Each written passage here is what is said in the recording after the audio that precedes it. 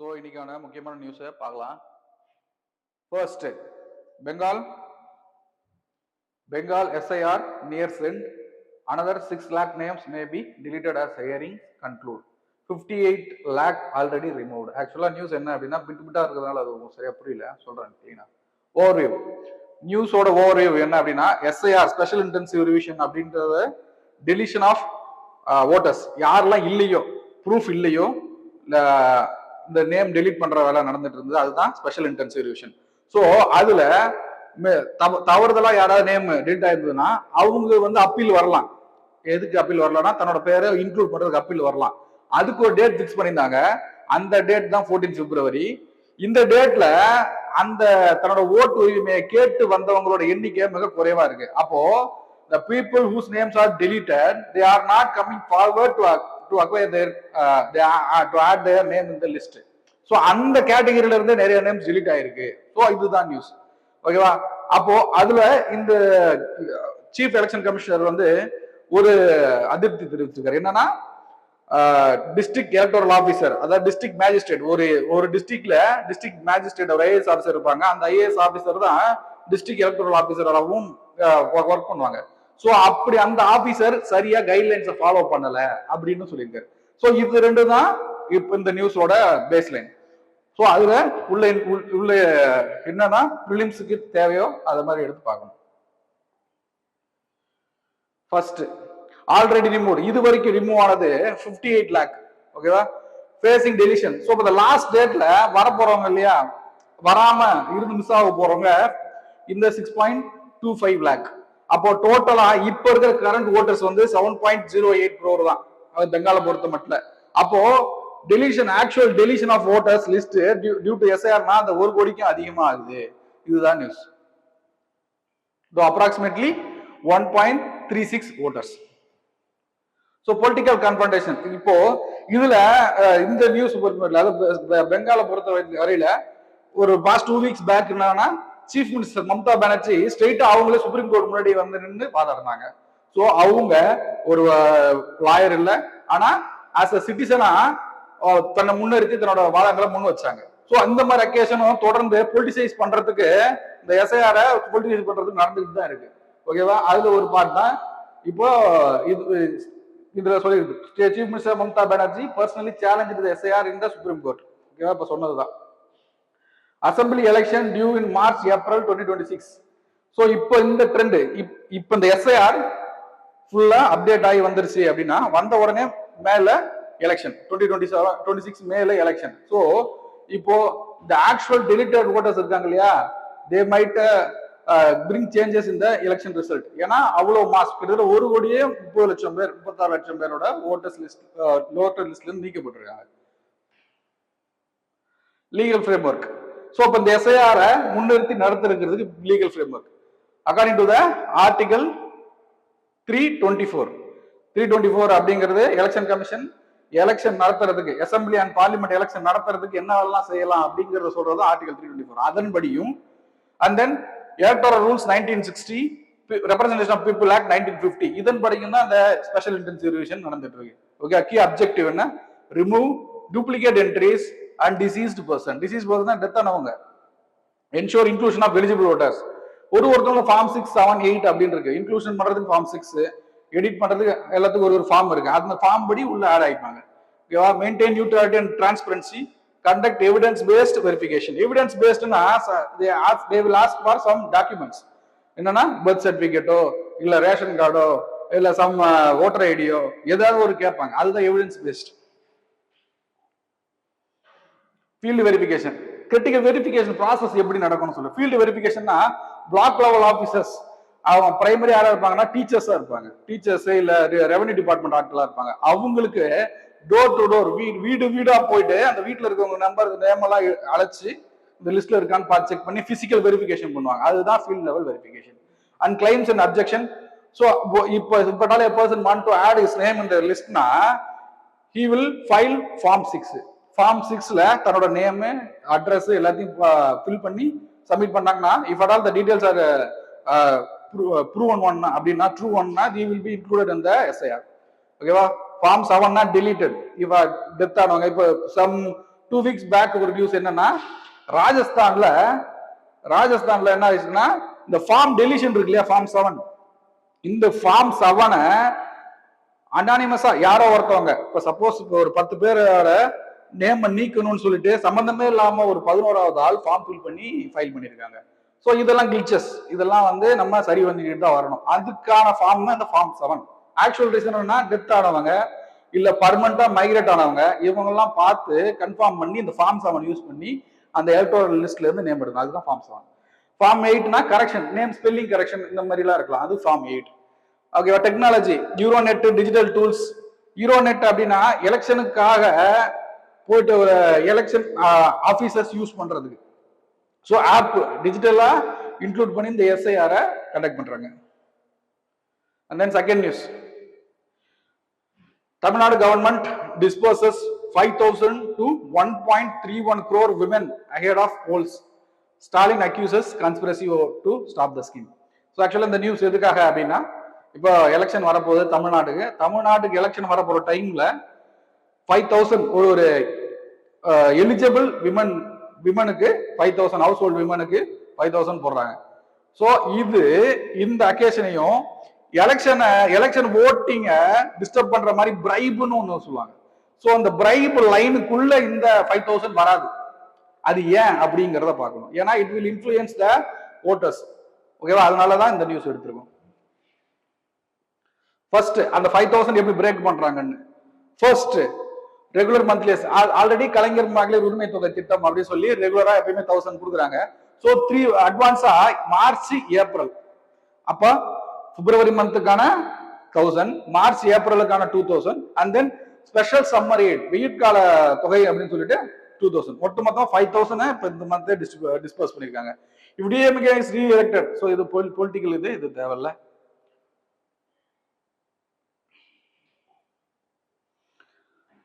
Understanding கலைஞர் மகளிர் உரிமை தொகை திட்டம். ஸோ பட் ஃப்ரீபீஸ்க்குள்ள இது வராது. ஏன் அப்படின்னா இது வெல்ஃபேர் ஸ்கீம். வெல்ஃபேர் நம்ம ஆர்டிகல்ல நம்ம என்ன சொல்லிருக்கோம்னா 38ல welfare state. So welfare features citizen கொடுக்கறத நம்ம என்னெல்லாம் ஸ்டெப் எடுக்கிறோமோ அதெல்லாம் எடுத்தாங்க. அப்படி வெல்ஃபேர் சோஷியல் வெல்ஃபேர் ஸ்கீமா தான் இந்த அமௌண்ட் போகுதே தவிர இது ஃப்ரீபியா இல்லை அப்படின்னு சொல்லி சொல்றாங்க. It is transfer through direct benefit transfer. அவங்களோட அக்கௌண்ட்ல டைரக்டா போயிட்டு வந்துடும்.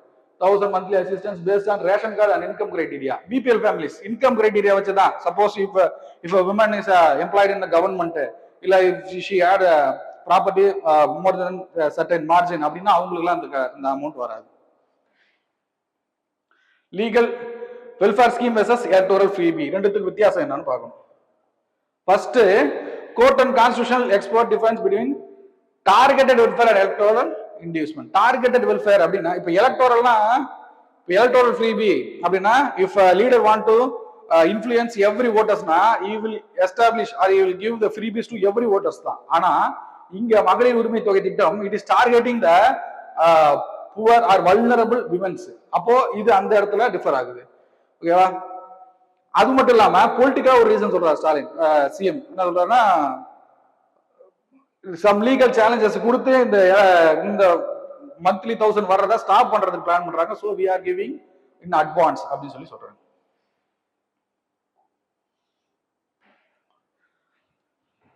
It's not a freebie. These are the some points which narrate கலைஞர் மகளிர் உரிமை தொகை திட்டம் is not a freebie. First 2021 எலெக்ஷனுக்கு முன்னாடியே இதை அறிவிச்சிட்டாங்க. ஸோ அறிவிச்சு ப்ராப்பரா ஒரு லா பாஸ் பண்ணி கவர்மெண்ட் பட்ஜெட் அலோகேஷன்ல இருந்து இது தொடர்ந்து நடந்துட்டு வருது. ஸோ இப்போ எலெக்ஷனுக்காக முன்னாடி ஃபர்ஸ்ட் நாள் இது கொடுக்கல. ஸோ பாஸ்ட் 3 இயர்ஸா வந்து மந்த்லி 1,000 போட்டு தான் இருக்காங்க. So it's not a freebie plus claim பண்றாங்க. ஓகேவா? டார்கெட்டட் அசிஸ்டன்ஸ் டார்கெட் பண்ணி கொடுக்குறாங்க, நான் எல்லா ஓட்டர்ஸுக்கும் கொடுக்கல. Constitutional backing under direct principle article 38 இருக்கு இல்லையா, அந்த 38ல எஸ்டாப்ளிஷ் வெல்ஃபேர் ஸ்டேட்னு சொல்லியிருப்பாங்க. ஸோ இந்த ஆர்டிகல்ஸை என்ஃபோர்ஸ் பண்ற மாதிரியான ஸ்கீம் தான் இந்த மகளிர் உரிமை தொகை திட்டம். And then third news, over 8,600 complaints against judges in a decade. Government cites in-house mechanism as accountability framework. Actually என்ன அப்படின்னா, இந்த பாஸ்ட் டெக்கேட்ஸ், அதாவது இந்த 10 வருஷத்துல supreme court and high court judges மேல அதிகப்படியான கம்ப்ளைண்ட் அரைஸ் ஆயிருக்கு. So the mechanism to face the complaint and what and all the issues should the actual person அந்த ஜட்ஜ் யார் அவங்க என்னெல்லாம் ஃபேஸ் பண்ணணும் அப்படிங்கிறத தெரிஞ்சிருக்கணும். ஸோ இப்படி ஒரு டேட்டாவை பார்லிமெண்ட்ல முன்னெடுத்து வைக்கிறாங்க லோக்சபால. அப்போ அங்க இருந்த மினிஸ்டர் என்ன சொல்றாரு அப்படின்னா, they will face in-house action. அப்ப அந்த in-house action என்னன்னு தெரிஞ்சுக்கணும், அந்த ஆக்ஷன் என்னென்ன ப்ராசஸ் இருக்குன்னு தெரிஞ்சுக்கணும். டோட்டல் கம்ப்ளைண்ட் ஆக்சுவல் கம்ப்ளைண்ட்ஸ் வந்து 8630 total complaint against high court and supreme court judges 2016ல இருந்து 2025 வரைக்கும். அந்த 2024ல பீக்கஸ்ட் 1170 கேசஸ் ஒட்டுமொத்தமா. அப்போ அந்த வருஷத்துல அதிகப்படியான கேசஸ் ஃபைல் ஆயிருக்கு. So unanswered question. ஸோ இப்போ இந்த ஸ்டாண்ட் எடுத்து வைக்கிறாங்க பார்லிமெண்ட்ல, இந்த ஸ்டாண்ட் இவ்வளவு கம்ப்ளைண்ட் வந்திருக்கு, என்ன செஞ்சிருக்கீங்க அப்படின்னு. அப்போ அந்த லா மினிஸ்டர் சொல்றாரு, ஆக்ஷன்ஸ் அந்த இன்ஹவுஸ் மெத்தட்ல எடுத்துட்டுவோம் அப்படின்னு சொல்றாரு. அப்ப ஆக்சுவலா established procedure for facing the complaint வந்து இல்ல. ஃபர்ஸ்ட் இன்ஹவுஸ் ப்ராசஸ்னா என்ன அப்படின்னா, இன்ஹவுஸ் ப்ராசஸ் அப்படின்னா அந்த ஜுடிஷியரியே தன்னைத்தானே அப்டேட் பண்ணிக்கிற ஒரு விஷயம் தான் அந்த இன்ஹவுஸ் ப்ராசஸ். அப்படி எப்படின்னா, இஷ்யூ ஒன்று கிரியேட் ஆகுது, ஒரு கம்ப்ளைண்ட் ஒன்று அரைஸ் ஆகுதுன்னா, அந்த கம்ப்ளைண்ட் இப்ப அந்த கம்ப்ளைண்ட் பப்ளிக் ஓப்பன் ஆயிடுச்சுன்னா த பீப்புள் வில் நம்பிக்கையை இழந்துருவாங்க கோர்ட் சிஸ்டம் மேல. ஸோ அதனால என்ன பண்ணுவாங்கன்னா, அவங்களுக்குள்ளவே அந்த ப்ரொசீஜரை எஸ்டாப்ளிஷ் பண்ணி அந்த பர்சனை பர்டிகுலர் அந்த லைபிள் பர்சனை என்ன செய்யணுமோ செஞ்சிருவாங்க. அதான் இன்ஹவுஸ் ப்ரொசீஜர். ஓகேவா? அது விசிபிளா எல்லாருக்கும் தெரியாது, அந்த எஸ்டாப்ளிஷ் ப்ராசஸ் எப்படி இருக்குன்னு புரியாது, ஆனா அவங்களுக்குள்ளே பண்ணிப்பாங்க. அதுதான் வந்து in house procedure. First initial scrutiny, first ஸ்டேஜ்ல அந்த கம்ப்ளைண்ட் என்னன்னு பார்த்து அந்த கம்ப்ளைண்ட்டை ஸ்க்ரூட்டைஸ் பண்ணதுக்கு தே வில் ஃபிக்ஸ் 3 ஜட்ஜஸ். இப்படால ஹைகோர்ட்னா ஹைகோர்ட்ல இருக்கிற 3 ஜட்ஜஸ், சீஃப் ஜஸ்டிஸ் ஆஃப் ஹைகோர்ட்னா supreme court chief justice or supreme court judges will form the 3-member committee to enquire the complaint. ஓகேவா? இப்படிதான் இருக்கும். If at all supreme court of chief justice of supreme court மேல இந்த issue complaint வந்துருச்சுன்னா senior most judges of supreme court will inquire the issue. புரியுதா?